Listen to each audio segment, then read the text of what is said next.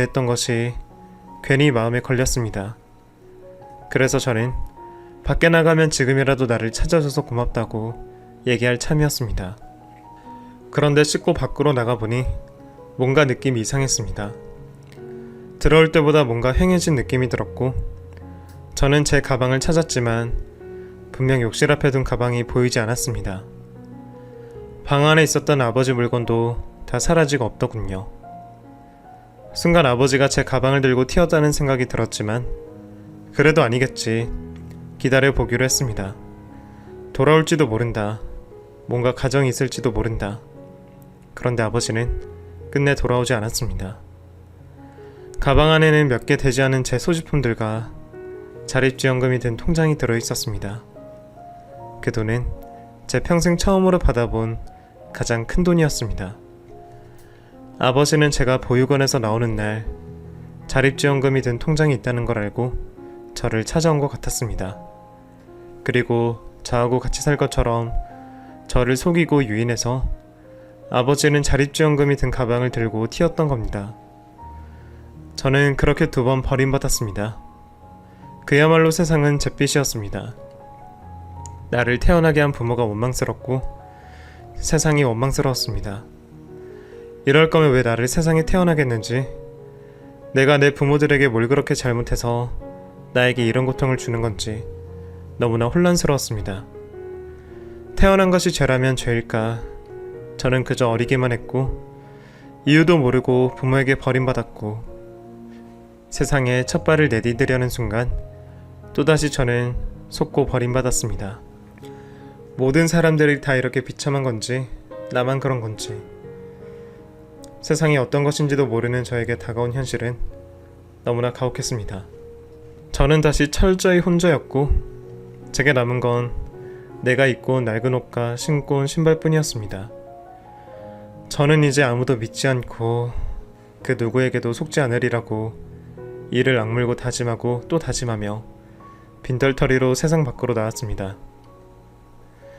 정말 아무데도 갈 곳이 없었습니다.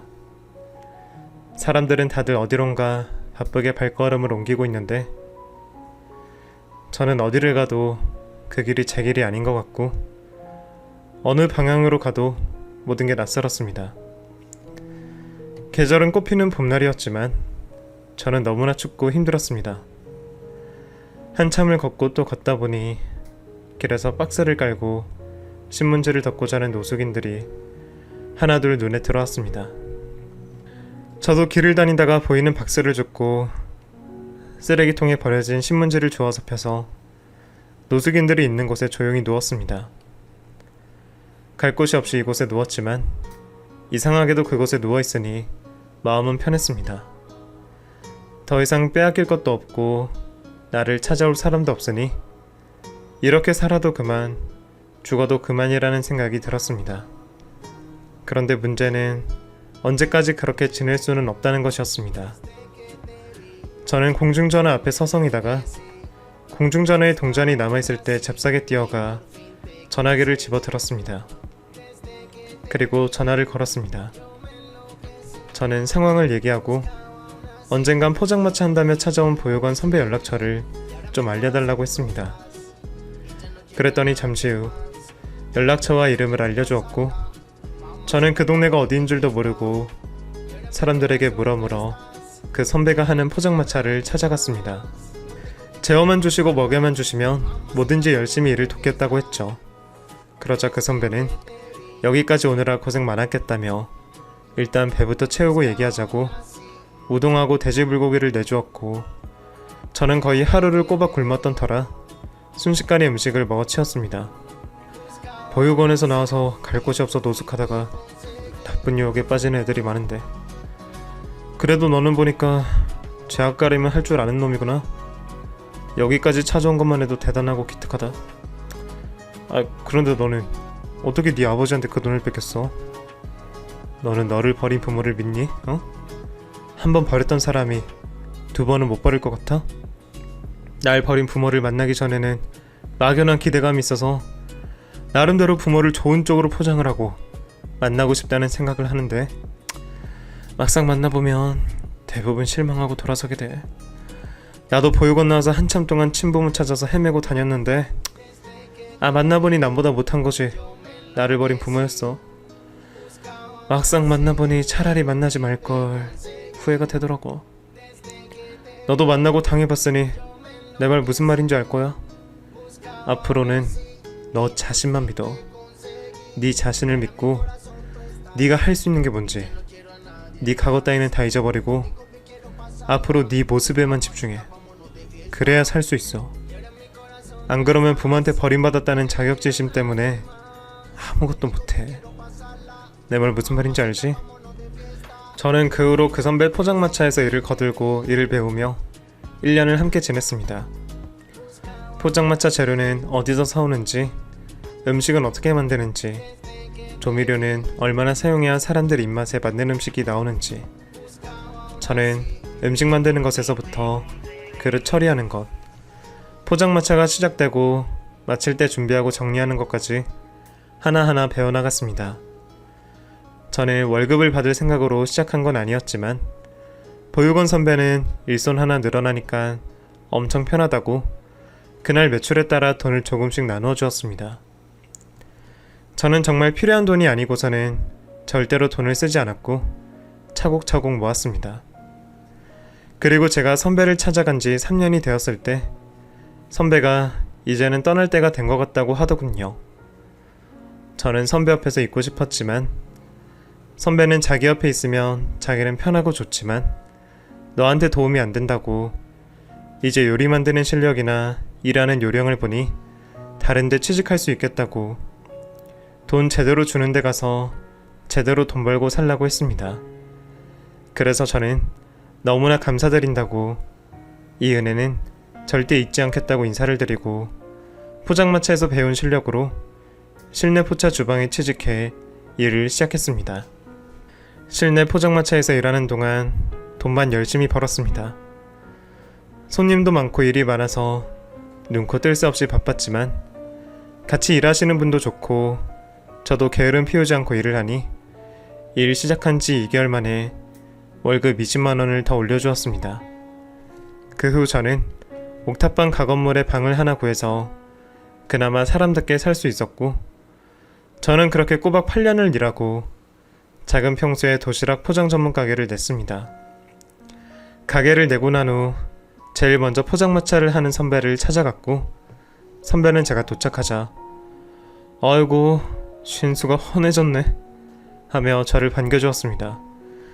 저는 가게를 냈으니 개업식 날 우리 가게에 오셔서 잘 됐는지 좀 봐주시라고, 부족한 거 있으면 많이 가르쳐 주시라고 했죠. 그랬더니 선배는 당연히 그래야지 하며 그날은 포장마차 무조건 하루 땡땡이 쳐야겠다 하며 꼭 가겠다고 하시더라고요. 그렇게 저는 보육원 선배의 조언을 들어가며 제 인생 첫 가게를 열게 되었고, 주로 직장인들이 주 고객이었습니다. 근처 사무실에 있는 사람들이 점심시간에 우리 집에서 도시락을 사들고 갔고, 혼자 사는 대학생들도 도시락을 많이 사들고 갔습니다. 그렇게 3년 장사를 하니 우리 가게에도 단골 손님들이 많아져서 들쑥날쑥하던 매출이 고정 매출로 자리를 잡았습니다. 저는 욕심내지 않고 지금 이대로만 유지하자며 날마다 정말 열심히 일했습니다. 그러던 어느 날, 지금으로부터 약 6개월 전쯤이었습니다. 장사가 거의 끝날 무렵 한 할아버지가 찾아왔습니다. 그 할아버지는 다른 사람처럼 마스크를 쓰고 있었는데 마스크가 좀 오래됐는지 더러워진 상태였습니다. 그리고 앞이 보이지 않는 할아버지인지 밤에도 선글라스를 끼고 다니더라고요. 여기에 도시락이 맛있다고 하던데 혹시 도시락 사서 여기서 먹고 가도 되지? 내가 앞이 잘 안 보여서 혹시라도 쏟아버리면 큰일이니까 여기서 먹고 가려고 그래. 할아버지가 얘기를 하기에 그러셔도 된다고 제가 국물도 챙겨드릴 테니까 들어와서 드시고 가라고 했죠. 그래서 저는 할아버지에게 도시락을 만들어드리고 제가 지금 곧 마감이라서요. 정리하더라도 신경 쓰지 마시고 편하게 드세요. 했더니 할아버지는 전혀 신경 쓰지 말라고 천천히 볼일 보라고 하더라고요. 그리고는 코로나 때문에 신경이 쓰여서 그런지 벽이 얼굴을 마주하고 도시락을 먹기 시작했습니다. 저는 주방에 주변 정리하고 주방에서 음식 정리하고 뒷정리하느라 바빴고, 정리가 다 끝나고 나와보니 도시락 먹던 할아버지가 사라지고 없었습니다. 도시락 값도 계산 안 하고 잘 먹었다는 말 한마디 없이 가버렸더라고요. 저는 좀 괘씸하긴 했지만 배가 많이 고파서 그랬나 보다 하고 그냥 넘겼습니다. 그리고 카운터로 가서 오늘 판매한 돈을 정리하려고 계산 박스를 열쇠로 열었는데, 계산 박스 안에 들어있던 돈이 한 푼도 없이 사라진 것이었습니다. 분명 열쇠로 잠궈놨는데 어떻게 열쇠를 열었는지 귀신이 곡할 노릇이었죠. 제가 정리하는 동안 우리 가게에 있었던 사람은 노인밖에 없으니 분명 노인의 짓이다 싶어서 저는 무조건 밖으로 달려나갔습니다. 저는 미친듯이 사방팔방으로 돌아다니며 노인을 찾았는데, 저 멀리 사거리에서 횡단보도에 사람이 몇 서 있었는데 그 중에 우리 가게에 있던 노인이 서 있는 것이었습니다. 저는 바로 달려가 그 노인의 옷을 잡아챘고, 노인은 저를 보자마자 놀라서 제가 잡고 있던 잠바를 벗어버리더니 신호가 바뀌지도 않았는데 길을 건너고 도망치기 시작했습니다. 지금 뭐 하는 거예요? 거기 안 서? 저는 오는 차 때문에 따라가지도 못하고 보고만 있는데, 그 노인은 앞차를 추월해 오다 노인을 미처 발견하지 못한 승용차에 치여 그대로 쓰러졌습니다. 주변 사람들은 소리를 지르고 저도 너무나 놀라서 어쩌지도 못하고 가만히 있다가 잠시 후 노인 옆으로 다가갔습니다. 노인의 선글라스는 저 옆으로 튕겨져 있었고 노인의 마스크도 한쪽이 벗겨져 있었는데, 그 얼굴을 보자 저는 도로 한복판에 주저앉고 말았습니다. 우리 집에서 돈을 훔쳐간 그 노인은 제가 보육원을 나오던 날 제 돈을 갖고 튀었던 우리 아버지였습니다. 나를 낳은 아버지란 사람은 끝까지 내 뒤를 쫓아다니며 내 돈을 훔쳐서 달아나려고 하다가 처참하게 객사를 한 것이었습니다. 부모 자식 간의 인연이 뭐 이 모양인지 서로 도움이 되고 힘이 되지는 못하더라도 사람을 이렇게 비참하고 힘들게는 하지 말아야지. 날 낳은 아버지는 저를 3번 죽인 것이나 마찬가지였습니다. 다른 사람들은 부모 잘 만나 금수저 소리 듣는 사람들도 많던데, 저는 왜 이렇게 태어나서 이런 꼴을 봐야 하는지 제 인생이 너무 꽉막힌 것 같고 어둡게만 느껴졌습니다. 사고가 나고 주변 사람 누군가 119에 연락을 했는지 경찰과 119가 도착했고, 119가 도착했을 때 아버지란 사람은 피를 너무 많이 흘려서인지 이미 숨이 끊어진 상태라고 했습니다. 저는 그 사고에 연관된 사람으로 경찰에 가서 조사를 받았는데, 가게에서 돈을 훔쳐가서 쫓았다고 그날 있었던 상황을 설명했고, 경찰에서 조사를 하다가 알고 보니 아버지는 전과 기록이 수도 없이 많은 사람이었습니다. 그때 나를 찾아왔을 때도 출감한 지 한 달도 채 되지 않았다고 했습니다. 아버지란 사람은 한평생을 그렇게 남 뒤통수나 치고 자식도 배신해가며 살아왔던 겁니다. 아버지의 시신은 무연고자로 처리되었습니다. 저도 그런 아버지의 시신을 거두고 싶은 마음이 없긴 했지만 제가 거두고 싶어도 거둘 수 없더라고요. 아버지가 저를 낳아준 사람이긴 하지만 주민등록상 가족이 아니라 장례 절차를 밟을 수 없다고 했습니다. 저는 아버지의 시신이 어떻게 처리되었는지, 그 후에 어떻게 뿌려졌는지 전혀 모릅니다. 알고 싶지도 않고 더 이상 기억하고 싶지도 않고요. 저는 그 보육원 선배 말대로 뒤늦게 다 잊고 앞만 바라보며 살아가고 있습니다. 부모에게 버림받은 사람이 아니라 이 세상에 태어난 그냥 독립적인 존재로 저 자신을 믿고 당당하게 살아가고 싶습니다.